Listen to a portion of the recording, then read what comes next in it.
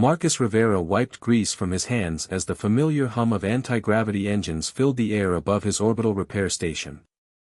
The sleek Zephyrian patrol ship descended through the docking bay's atmospheric shield, its crystalline hull reflecting the harsh light of nearby Kepler 442b. Another diplomatic incident? Marcus muttered, recognizing the ship's stressed energy signatures. The Zephyrians only visited his remote garage when their precious protocols had been violated. The airlock hissed open, revealing Commander Veltar's imposing 8-foot frame.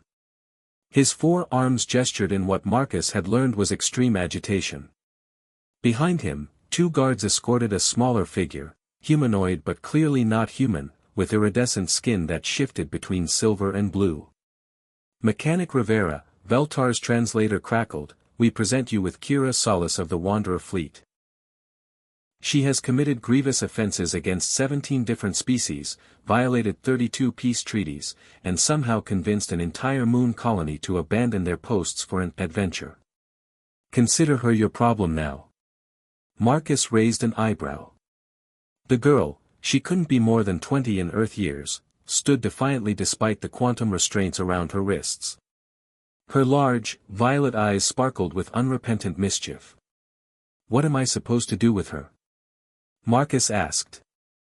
"Teach her responsibility," Veltar replied curtly.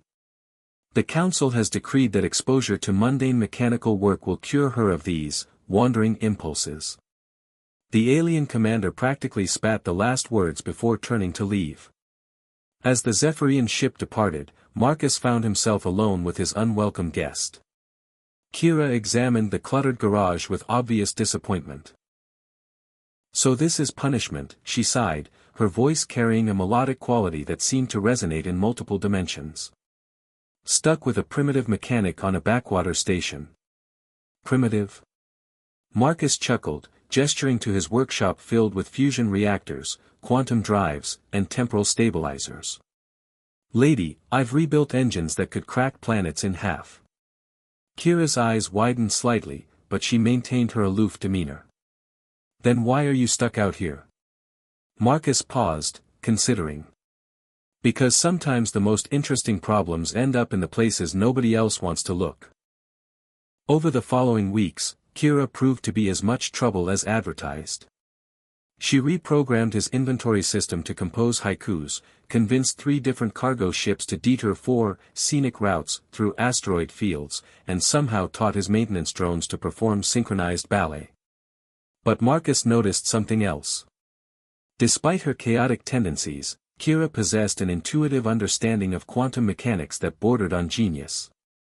She could feel the flow of dark energy through subspace like others felt wind, and her modifications, while unauthorized, often improved efficiency by impossible margins.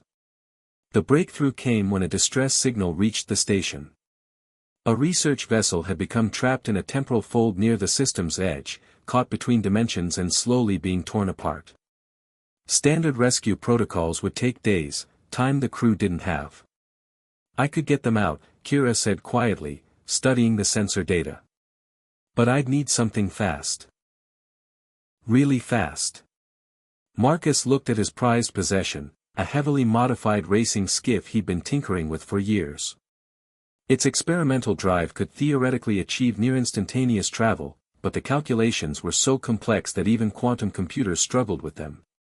"You'd burn out the entire electrical system," Marcus warned. Kira smiled, her skin shifting to a brilliant gold. "Not if you trust me." What followed was the most terrifying and exhilarating hour of Marcus's life. Kira didn't just pilot the skiff, she danced with it, weaving through folded spacetime like it was a playground. She navigated probability storms, rode gravitational waves, and somehow convinced the universe itself to bend just enough to create a rescue corridor. When they returned with the research crew safe, Marcus finally understood. Kira wasn't trouble, she was possibility incarnate, a force of nature that conventional minds couldn't comprehend.